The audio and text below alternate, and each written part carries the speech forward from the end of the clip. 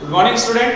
Last class में बेटा हमने चैप्टर नंबर 4 कंप्लीट कर लिया था, इलेक्ट्रिक कैपेसिटेंस। उसका लास्ट डेरिवेशन जो था हमारा कॉमन पोटेंशियल वाला एनर्जी लॉस, वो भी कंप्लीट कर लिया था।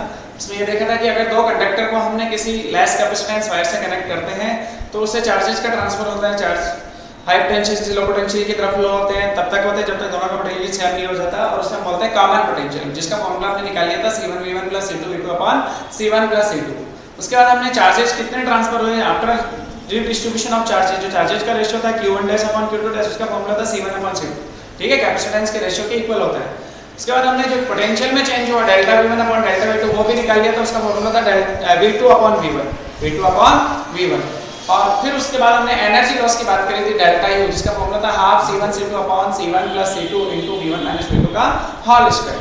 ठीक है, तो आपका चैप्टर फिनिश हो गया था। उसके बाद आज बेटा हम उसके न्यूमेरिकल डिस्कस कर रहे हैं। कुछ न्यूमेरिकल्स हम देखते हैं जो हम नेक्स्ट क्लास में, जो लास्ट क्लास में हमने पूरा पढ़ा, उसके न्यूमेरिकल हम डिस्कस कर लेते हैं। ठीक है, तो हमारा फर्स्ट न्यूमेरिकल ये है कि एक आपके पास कैपेसिटर है जिसकी कैपेसिटेंस 4.5 माइक्रोफैराड है। इसके साथ आपने दो कैपेसिटर पैरेलली कनेक्ट कर रखे हैं। दो कैपेसिटर आपके पैरेलली कनेक्ट हैं, 3 माइक्रोफैराड और 6 माइक्रोफैराड के। एक 3 माइक्रोफैराड का है, दूसरा 6 माइक्रोफैराड का है, और दोनों पैरेलल कंबाइंड है। और इसको हमने बैटरी से कनेक्ट किया हुआ था, 12 वोल्ट की बैटरी से। किससे कनेक्ट किया हुआ है? 12 वोल्ट की बैटरी से। प्लस माइनस 12 वोल्ट की आपके पास एक बैटरी है जिससे आपने इसको कनेक्ट किया हुआ है। अब आपका क्वेश्चन ये है कि 4.5 माइक्रोफैराड वाला जो कैपेसिटर है, इसके अक्रॉस पोटेंशियल कैलकुलेट करना है, पोटेंशियल डिफरेंस, और इनसे भी कैलकुलेट करना है, मतलब potential difference each capacitor. Find potential difference each capacitor, मुझे फाइंड आउट करना है। ठीक है, तो देखो आपको एक सर्किट मिला हुआ, उसमें 3 कैपेसिटर हैं, जिसमें आपको ये पता चल रहा है कि दोनों पैरेलल हैं। पैरेलल कॉम्बिनेशन में पोटेंशियल डिफरेंस सेम होता है, जितना पोटेंशियल डिफरेंस इसके अक्रॉस होगा उतना ही इसके अक्रॉस होगा, बट चार्जेस अलग होंगे। इसको चार्ज अलग होगा, इसको चार्ज अलग होगा। और इन सीरीज कॉम्बिनेशन में चार्ज इक्वल होता है, पोटेंशियल डिफरेंस अलग होता है। तो हम ऐसा कर लेते हैं कि जो 12 वोल्ट की बैटरी है आपकी, उससे जो चार्ज गया, सपोज Q चार्ज गया, तो Q चार्ज गया है, वो Q चार्ज इसमें और इन सब में डिवाइड होगा। ठीक है, तो ध्यान से देखो, इसके अक्रॉस पोटेंशियल डिफरेंस जो है वो V1 कंसीडर कर लिया। इसके अक्रॉस पोटेंशियल डिफरेंस कितना मान लिया? V1। और इन दोनों के अक्रॉस सेम होगा, उसको मैंने V2 मान लिया। इसको हमने क्या मान लिया? V2। अब मुझे V1 और V2 फाइंड आउट करना है। सपोज V1 4.5 माइक्रोफैराड वाला जो कैपेसिटर है, उसके अक्रॉस पोटेंशियल डिफरेंस है, और V2 3 और 6 वाले से सेम होगा, इक्वल। 3 पे भी उतना ही होगा जितना 6 पे है। तो अब ध्यान से देख बेटा, जैसे मुझे V1 फाइंड आउट करना है, तो इसके लिए मुझे पहले इसका इक्विवेलेंट कैपेसिटेंस पता होना चाहिए, और जिससे मैं टोटल चार्ज पता कर दूंगा। V1 का फॉर्मूला होगा Q/C1। Q/C1। तो पहले मुझे टोटल Q तो पता चले, तो Q पता करने के लिए मुझे इसका इक्विवेलेंट सर्किट देखना होगा। 3 और 6 का पैरेलल कॉम्बिनेशन 9। 3 और 6 का पैरेलल कितना होगा? C इक्विवेलेंट इक्वल्स टू 3 और 6 तो आपके क्या है? 3 और 6 तो क्या है? पैरेलल। तो 3 और 6 का पैरेलल कितना हो गया? 9। 9 और 4.5 का सीरीज कॉम्बिनेशन, तो 9 × 4.5 अपॉन C1 + C2। 9 + 4.5 13.5। पॉइंट से पॉइंट हट जाएगा, 15 से काट लो, ये क्या 45, 59 या 135, 9 से 9 कट जाएगा, ये 3 माइक्रोफैराड। TRN9 इक्विवेलेंट कैपेसिटेंस आपके पास आ गया 3 माइक्रोफैराड। तो अब आपको Q निकालना है। Q = C equivalent into total potential V। Q = C equivalent 3 micro मतलब 10⁻⁻⁶ V की वैल्यू 12। ये आपके पास आ गया total charge 36 × 10⁻⁻6 coulomb, means Q = 36 micro coulomb. आपके पास टोटल चार्ज इतना आ गया। और ध्यान से देखो, ये जो 12 वोल्ट से टोटल चार्ज निकला 36 माइक्रो कूलम, वो इस वाले कैपेसिटर में 36 ही रहेगा। उसके बाद यहाँ आके डिवाइड होगा, उसके बाद इन दोनों में डिवाइड होगा V1, और ये जो पैरेलल कॉम्बिनेशन है इसमें चार्ज डिवाइड होगा। यहाँ पे तो 36 ही रहेगा। तो मैं पूछूं 4.5 से पोटेंशियल डिफरेंस V1 कैलकुलेट करना है, तो उसका फॉर्मूला हो जाएगा Q/C1। इसको मैं C1 मान लूं, ये मेरा क्या है? C1। इसको मैंने C2 बोल दिया, इसको मैंने C3 बोल दिया। तो V1 = Q आपका 36 माइक्रो कूलम 10⁻⁻6, C1 आपका है 4.5 10⁻⁻6। देन इसको आप सॉल्व करोगे, वैल्यू आ जाएगी 10⁻⁻6 से 10⁻⁻6 कट जाएगा, इसको इससे काट लो, डायरेक्ट 8 वोल्ट आ जाएगा। 45 को 8 से मल्टीप्लाई करो, कितना आएगा? 360। ठीक है, तो आपका आंसर आया 8 वोल्ट। अब आपको पता चल गया कि 4.5 से आपका पोटेंशियल डिफरेंस आया 8 वोल्ट। टोटल अप्लाई किया 12 वोल्ट।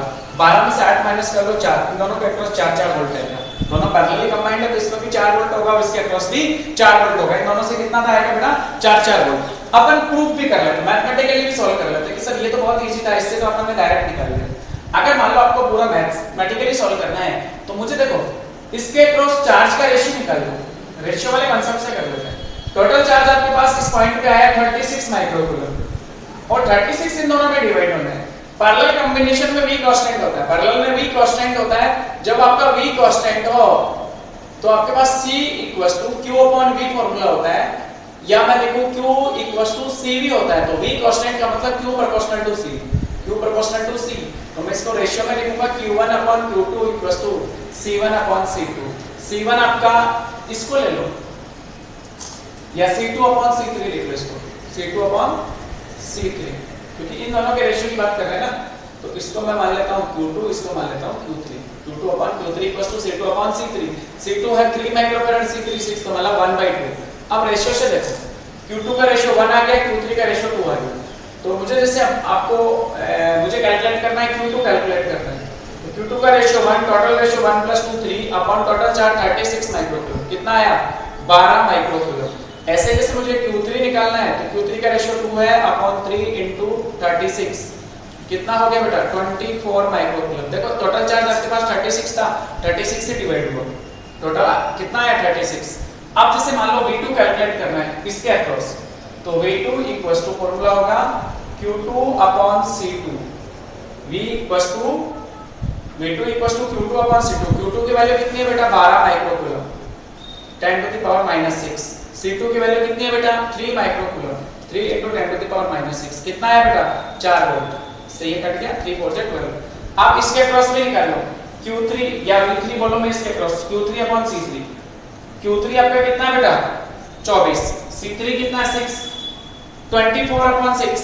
आंसर वही आएगा 4 वोल्ट। चाहे आप इसको डायरेक्ट लिखो चाहे इस मेथड से पूरा सॉल्व करो, तो आप किसी भी कैपेसिटर से पोटेंशियल डिफरेंस कैलकुलेट कर सकते हो इस कांसेप्ट से। ठीक है ना, पैरेलल कॉम्बिनेशन में भी आपको क्लियर हो गया। अब आगे देखो बेटा नेक्स्ट क्वेश्चन, ठीक है ना। नेक्स्ट क्वेश्चन अपन चेक करते हैं, ये तो बहुत इजी था। एक बोर्ड में आया हुआ क्वेश्चन है इक्विवेलेंट कैपेसिटेंस का। इक्विवेलेंट कैपेसिटेंस का ही एक क्वेश्चन है। आपके पास कुछ कैपेसिटर सीरीज और पैरेलली कंबाइंड है, कुछ कैपेसिटर सीरीज और पैरेलल में कंबाइंड है। इस तरह से देखो ध्यान से, एग्जांपल बहुत इजी है, बुक का अनसॉल्व्ड क्वेश्चन है। यहाँ पे 2 माइक्रोफैराड का कैपेसिटर है, ये A पॉइंट है। यहाँ पे C कैपेसिटेंस का एक कैपेसिटर है, इसके साथ 2 पैरेलल में 4 माइक्रोफैराड के 2 कैपेसिटर लगे हुए हैं। ये 4 माइक्रोफैराड है और ये भी 4 माइक्रोफैराड है, और इन दोनों को कंबाइंड करके इधर एक कॉम्बिनेशन है 1 माइक्रोफैराड के 2 कैपेसिटर लगे हुए, 1 माइक्रोफैराड का ये कैपेसिटर लगा हुआ है, और उसके बाद ये इस तरह से कनेक्ट है, और ये आपका B पॉइंट है। आपको CAB कैलकुलेट करना है, A और B के बीच इक्विवेलेंट कैपेसिटेंस फाइंड आउट करना है। ये 4 के, ये 1 का, ये CA, और CAB आपको गिवन है, सॉरी CAB आपको गिवन है 5 माइक्रोफैराड, और आपसे पूछा C, ये जो कैपेसिटेंस है, ये जो कैपेसिटर है इसकी कैपेसिटेंस पूछिए, C की वैल्यू पूछिए। ध्यान से देखो बेटा, बहुत इजी कॉन्सेप्ट है। आपको पैरेलल कॉम्बिनेशन भी दिख रहा है, कुछ सीरीज कॉम्बिनेशन भी दिख रहा है। 1 और 1 का पैरेलल कॉम्बिनेशन 2 माइक्रोफैराड, और ये 2 माइक्रोफैराड इसके साथ सीरीज में कंबाइंड है। ऐसे ही 4 पैरेलल है, और फिर उसके बाद C सीरीज में, फिर आपस में ये पैरेलल है। तो अगर मैं इसका एक सिंपल इक्विवेलेंट सर्किट देखूं तो ऐसा बन सकता है। देखो ध्यान से, 1 और 1 का पैरेलल, मैं यही बता देता हूं, 1 और 1 का पैरेलल कितना हो गया बेटा 2 माइक्रोफैराड। 1 और 1 का पैरेलल कॉम्बिनेशन कितना हुआ 2 माइक्रोफैराड। ऐसे ध्यान से देखो, 4 और 4 का पैरेलल भी कितना हो जाएगा 8 माइक्रोफैराड। ये कितना हो गया बेटा 8 माइक्रोफैराड। अब ध्यान से देखो, ये दोनों सीरीज और ये दोनों भी सीरीज, 2 का सीरीज 2 और 2 का सीरीज निकाल लो। कैसे निकालोगे, फॉर्मूला याद है C1C2/C1 + C2। 2 का सीरीज हो गया 2 × 2/2 + 2, कितना आ गया 1। तो ध्यान से देखो, ये पॉइंट आपने A लिया था, उसके बाद ये जो कैपेसिटेंस है दोनों का सीरीज कॉम्बिनेशन आ गया 1 माइक्रोफैराड। उसके बाद देखो 8 और C का सीरीज कॉम्बिनेशन, वो भी हम फाइंड आउट कर लेते हैं। ये B पॉइंट 8 और C का 8 × C/8 + C, C1C2/C1 + C2। अब ये दोनों आपस में पैरेलल हैं, तो इन दोनों का जो इक्विवेलेंट है वही आपका CAB है, जिसकी वैल्यू 5 माइक्रोफैराड है, और मुझे वही फाइंड आउट करना है। तो देखो CAB दोनों पैरेलल हैं, तो 8C upon 8 plus C plus 1, और ये वैल्यू कितनी गिवन है 5 माइक्रोफैराड, ठीक है ना। अब हमारा C कैलकुलेट हो जाएगा, 8 प्लस C एलसीएम ले लो, 8 प्लस C एलसीएम आ गया, ऊपर कितना आया 8C plus C equals to 5, cross multiply कर लो, ये 9C प्लस 8 हो गया equals to 40 plus 5C, 5C को उधर लेंगे तो 4C, 8 को इधर लाया 32, C की वैल्यू आ गई 8 माइक्रोफैराड, C की वैल्यू कितनी आ गई फाइनली 8 माइक्रोफैराड, और मेरा यही आंसर है, ठीक है ना। बहुत इजी क्वेश्चन था, इस आंसर जो था आसान था, ठीक है। अगला सर्किट देखते हैं। बुक में एक unsolved question, sorry solved question दिया हुआ है, और वो इनफाइनाइट सीरीज का क्वेश्चन है। कैसा है बेटा, इनफाइनाइट सीरीज का। देखो क्वेश्चन कुछ इस टाइप से है,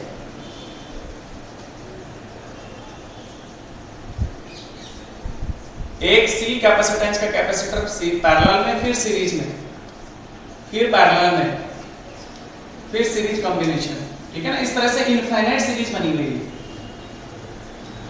कहां तक है बेटा, इनफाइनाइट तक, इनफाइनाइट तक जा रहा है। ये सब C कैपेसिटेंस के कैपेसिटर हैं, ये आपका A पॉइंट, ये आपका B पॉइंट, आपसे पूछा है CAB, A और B के बीच इक्विवेलेंट कैपेसिटेंस, ये क्वेश्चन अनसॉल्व्ड क्वेश्चन है, बहुत इजी है, ध्यान से देखना। इस टाइप का कॉम्बिनेशन है, इनफाइनाइट सीरीज है, इनफाइनाइट तक चलता है। अब देखो इसका सीरीज और पैरेलल सॉल्व करना बहुत टफ है, क्योंकि इनफाइनाइट से कैसे सॉल्व करके, इनफाइनाइट तो हम जानते ही नहीं है बेटा, इनफाइनाइट तो हमने देखा ही नहीं है, तो हम इसको सॉल्व कैसे कर सकते हैं, ठीक है। तो इसके लिए सोचना होगा कि ये कॉम्बिनेशन जो है वो एक जैसा है। अगर मैं इस C और इस C की बात करूं, तो इसके राइट में इस तरफ या मैं इसके लेफ्ट में देखूं, तो इक्विवेलेंट कैपेसिटेंस सेम ही होना चाहिए, क्योंकि फिर से वैसा ही कॉम्बिनेशन। अगर मैं इन दोनों का इक्विवेलेंट देखूंगा, यहां पे देखूं, इसके उस तरफ देखूं, इक्वल ही है। इसका देखो, इसके पहले और इसके बाद में इक्विवेलेंट कैपेसिटेंस सेम ही होगा। तो मैंने क्या किया, यहां पे दो पॉइंट कंसीडर कर लिए, P एंड Q, और इसके बीच जो इक्विवेलेंट कैपेसिटेंस है उसको मैंने C1 कंसीडर कर लिया। कितना कंसीडर कर लिया, C1। तो क्या A और B के बीच भी इक्विवेलेंट कैपेसिटेंस C1 ही होना चाहिए। ध्यान से देखो, एक जैसा कॉम्बिनेशन है, सिमेट्रिकल है, सिमेट्रिकल है कि भाई ये जैसा है वैसे अगला फिर वैसे अगला। तो मैंने बोला इसके लेफ्ट और राइट में इक्विवेलेंट कैपेसिटेंस सेम होना चाहिए, मैं लेफ्ट में निकालूं चाहे राइट में निकालूं, सीरीज इनफाइनाइट है। तो अब अगर मैं इसका इक्विवेलेंट सर्किट सोचूं, अगर मैं इसका इक्विवेलेंट सर्किट सोचूं तो वो कैसा बनेगा बेटा, देखो ध्यान से, A ये पॉइंट B, ये कैपेसिटेंस C ये वाला, फिर सीरीज वाला C, और फिर मैंने इक्विवेलेंट C1 मान लिया। इक्विवेलेंट क्या मान लिया, C1। ये जो इक्विवेलेंट C आप पूरा सॉल्व करने के बाद सपोज C1 आया, तो इसका इक्विवेलेंट यहां पे भी C1 ही होना चाहिए। अब मुझे C1 फाइंड आउट करना है। अब मुझे क्या फाइंड आउट करना है, C1 इक्विवेलेंट जो AB के अक्रॉस कैपेसिटेंस C1 है वो मुझे फाइंड आउट करना है। ध्यान से देखो, ये दोनों सीरीज है, इन दोनों का सीरीज इसके पैरेलल है, जो कि इक्विवेलेंट C1 के इक्वल होगा। तो ध्यान से देखो, क्वेश्चन यहां से सॉल्व करता हूं मैं। C1 इक्वल्स टू C और C सीरीज, C का series C1 upon C plus C1, और फिर वो C के साथ पैरेलल कंबाइंड है, दोनों का सीरीज इसके साथ पैरेलल है, तो पैरेलल में प्लस C ऐड हो जाएगा।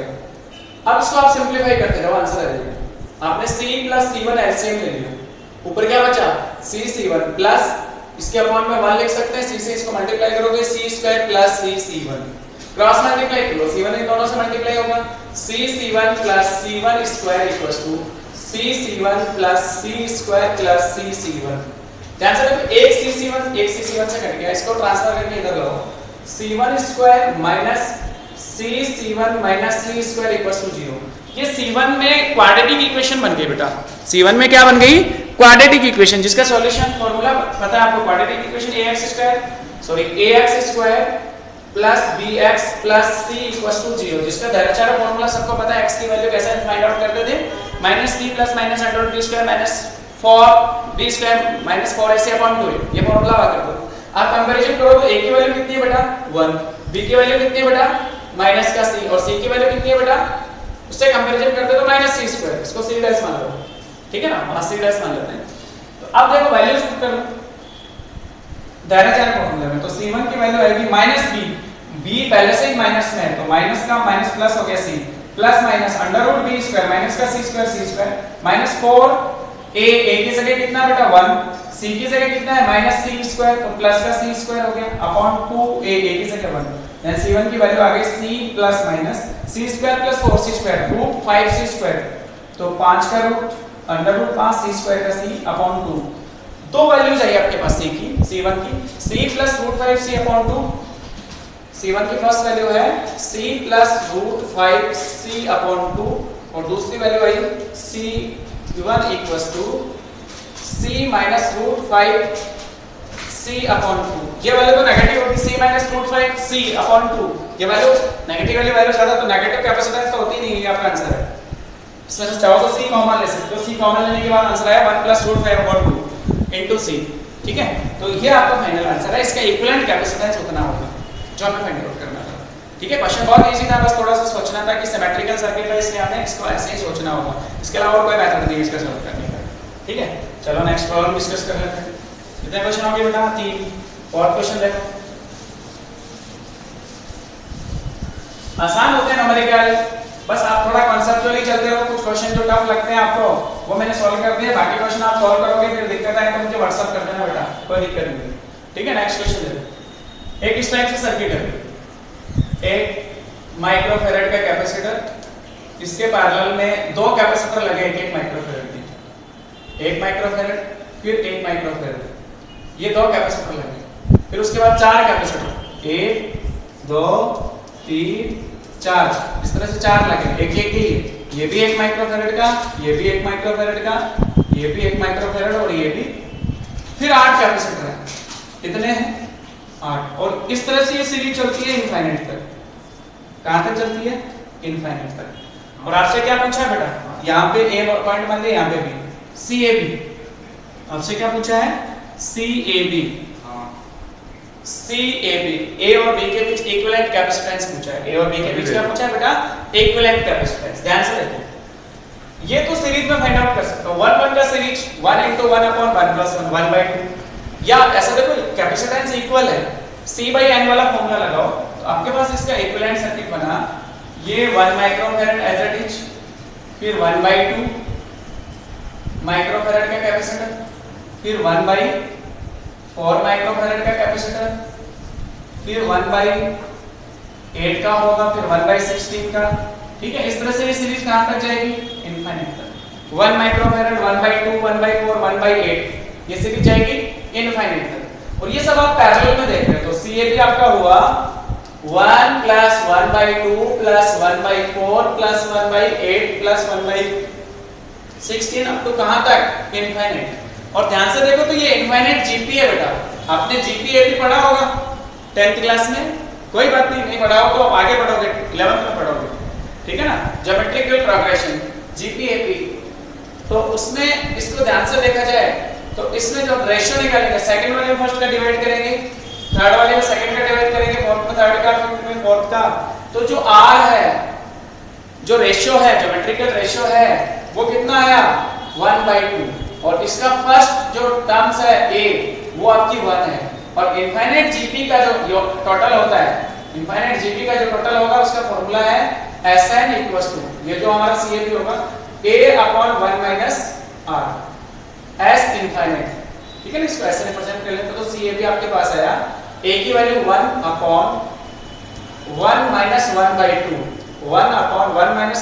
1/2, 2 ऊपर चला गया, 2 माइक्रोफैराड इसका आंसर आ गया। आंसर कितना है बेटा? 2 माइक्रोफैराड। क्या आसान था क्वेश्चन? 2 माइक्रोफैराड इसका आंसर है, ठीक है। बस आपको ये ध्यान में रखना है कि हमसे पूछा क्या है, कैसे हमें फाइंड आउट करना है, ठीक है। अगली प्रॉब्लम देखो, अगली प्रॉब्लम में क्या लिखा है, इसने क्या पूछा हमसे? कितने क्वेश्चन हो गए? 4। हाँ देखो, एक क्वेश्चन और सॉल्व कर लेते हैं, ठीक है, ये इजी था। उसके बाद देखो एक और क्वेश्चन अपन डिस्कस करते हैं।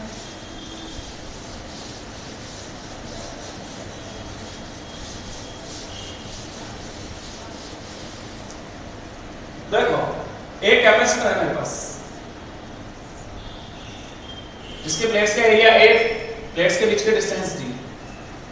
आपने क्या किया, इसको एरिया को दो पार्ट्स में डिवाइड कर दिया, ये A/2 और ये भी A/2।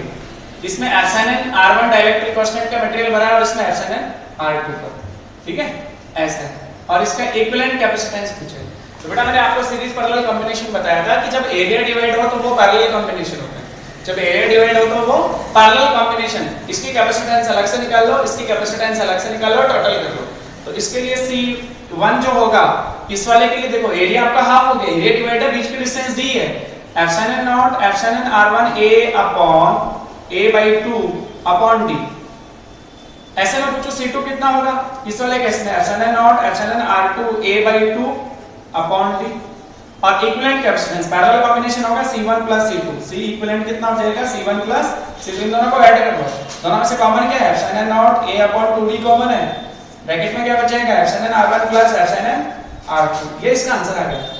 एक पार्ट तो ये था, ठीक है ना, उसका ऐसे में भी डिस्कस कर सकते हैं, आंसर क्वेश्चन है बुक में। एक अगर मैं इसमें एरिया तो कांस्टेंट रखूं a, मैं इसकी विड्थ में चेंज कर दूं, मैं हाफ में तो एप्सिलॉन r1 वाला मटेरियल भरूं और हाफ में एप्सिलॉन r2 वाला, मतलब ये भी d/2 ये भी d/2, और प्लेट्स का एरिया सेम है, एरिया सेम है, तो इस केस को बोलते हैं सीरीज कॉम्बिनेशन। ये वाला जो कॉम्बिनेशन बनेगा वो सीरीज बनेगा। और इसमें देखो इक्विवेलेंट कैपेसिटेंस का फार्मूला होगा 1/C equivalent equals to 1/C1 plus 1/C2। अब मैं इसके लिए C1 पूछूं आपसे, तो C1 आप लिखोगे epsilon not epsilon r1 a upon d/2, d 2 पर चला जाएगा। ऐसे में C2 पूछूं तो 2 epsilon not epsilon r2 a upon d।